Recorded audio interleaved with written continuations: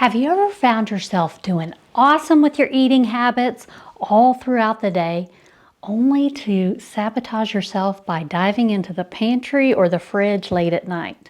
Or have you been curious to try that intermittent fasting that everyone's talking about and I covered in a previous video, but you know those late night munchies are a big hurdle? If this sounds familiar, you're definitely not alone. I'm going to go over 3 mistakes you might be making that make this that much more of a challenge to stop those cravings. And here's the thing, it doesn't have to stay that way.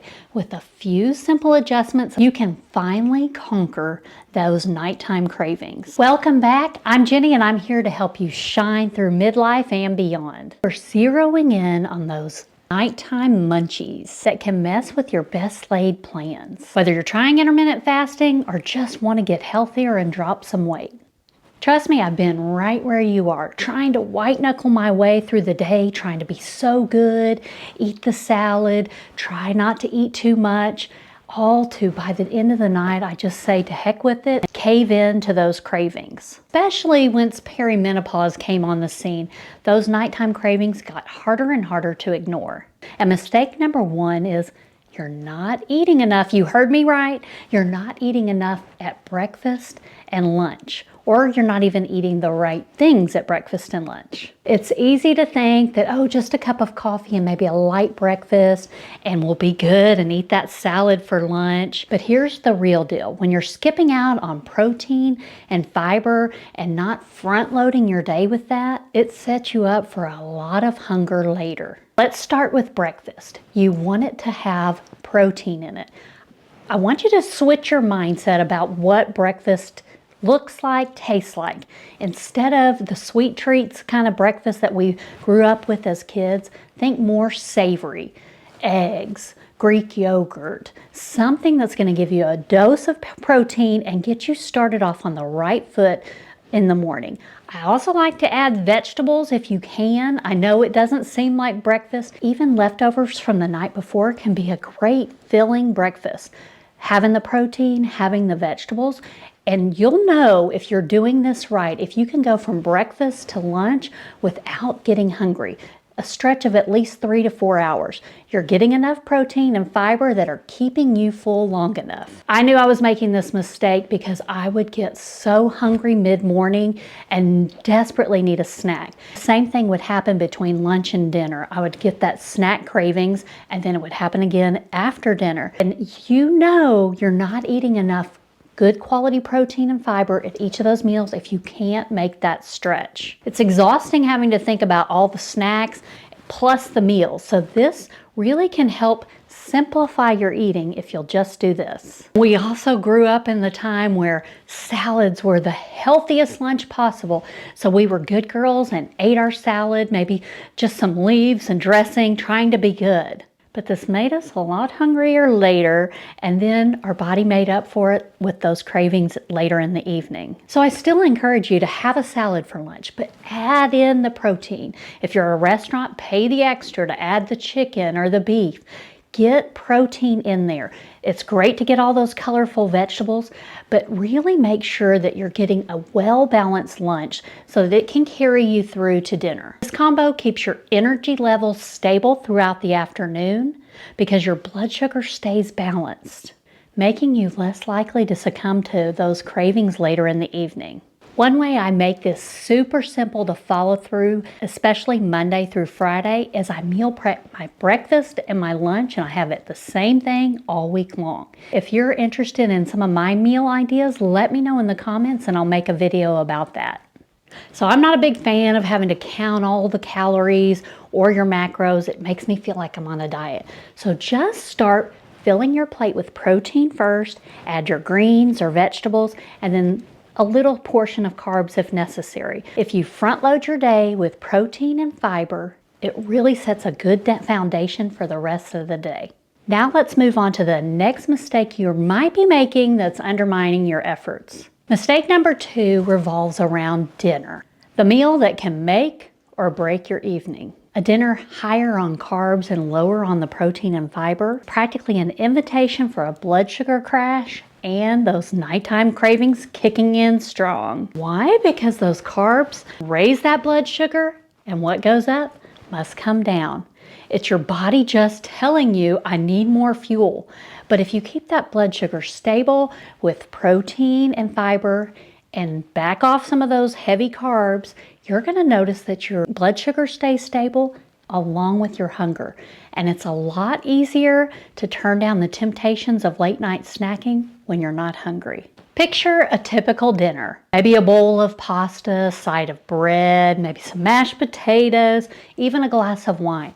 Those are all heavy carbs. Delicious, yes, but soon after you're going to be hungry again. One way I found to combat that is we are standardizing on a dinner salad ahead of any meal we eat. We're making that just part of our routine.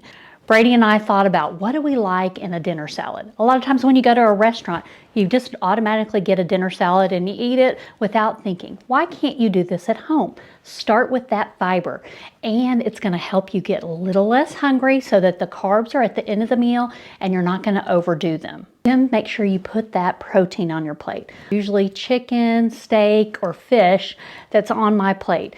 But you can do it in other ways as well. I can't guide you on a vegetarian diet because I don't do one. Just know that you've got to look at your plate and make sure you're getting that protein and your vegetables first, and then carbs as a smaller side. This approach really helps stabilize that blood sugar and also stabilize your hunger. I've noticed when I eat a higher carb meal or end with too much sugar, I get hungry a lot faster and I wake up the next day really hungry. So I challenge you to really lean in and listen to what your body's telling you.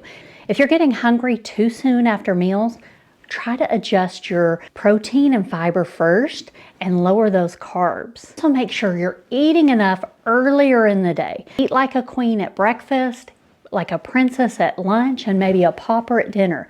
That means your bigger meal earlier in the day, and then as the day goes on, you don't need as much fuel.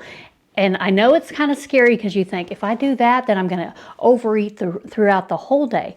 But it's actually giving your body the right fuel. When you're not hungry because of the blood sugar crashes, it's easier to stick to your healthy choices. And bonus, if you can give your body a few hours before bedtime with no calories, it helps get that digestion out of the way so that your sleeping time, you're resting and repairing instead of worrying about digestion. This makes one of the habits I suggest to my clients even easier, and that is closing the kitchen right after dinner. If you want to learn why this habit is so key to women in midlife and how to make it stick, you'll want to grab my free guide, 7 Habits to Put the Spring Back in Your Step. The details are in the caption. Now that you've adjusted your dinner and it's got a little bit of your cravings under control, there's just one more mistake that you might be making that's an easy fix. Mistake number 3 is a little bit sneakier, and it's all about the habits and routines that keep us snacking through the evening. Simply put, your body goes into autopilot. It's used to your routine where maybe you sit down on the couch, grab a bowl of popcorn, maybe a glass of wine, and that's your wind down time. It's your me time. And your body is just going through the motions because you've done it every single night. So it knows that routine, and habit that's already ingrained is a little harder to adjust, but not impossible. The best way to break bad habits is to make more steps or make it harder to follow through on that bad habit and make the good habit that you're replacing with so much easier. So on this one, if you sit on the couch and have a snack, drink a glass of wine, for the next week or so, sit in a different spot. Keep changing it up so that your brain isn't signaled, okay, this is where I sit, this is where I eat.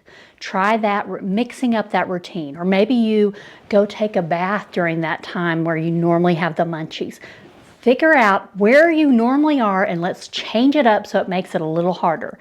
And another way to do this is, if you don't have those tempting snacks in your pantry or in your refrigerator, it's going to be a lot harder to eat them. The ingredients for baking cookies takes a lot longer than just going in the pantry and grabbing some out of a package. So the more steps you make to make it harder to eat those nighttime things, because let's face it, we're not eating vegetables as a late night snack. Make those junk foods that are tripping you up leave them at the store. Make that decision there, and then it's easier to say, okay, I know I don't want to cook all that. Just let this feeling pass. The harder you make it to follow through on eating those snacks, the easier it is to break that habit. And then one last thing, a lot of times we're staying up too late. Hungry and you don't want to fight that any longer. Go to bed. We all could use more sleep. Going to bed early or hungry isn't really the punishment we thought it was as kids. It's actually doing your body a favor. Those late night snacking habits are sabotaging your weight loss goals. Remember to pack your breakfast and lunch with that protein and fiber, lower carb dinner, and really get the protein and fiber there. And finally, disrupt that snacking habit by making it harder to follow through. Now that you know how to get those late night munchies under control, you might be interested in dabbling in a little bit of intermittent fasting. So you want to check out this video here where I give you the beginner steps to get that process started.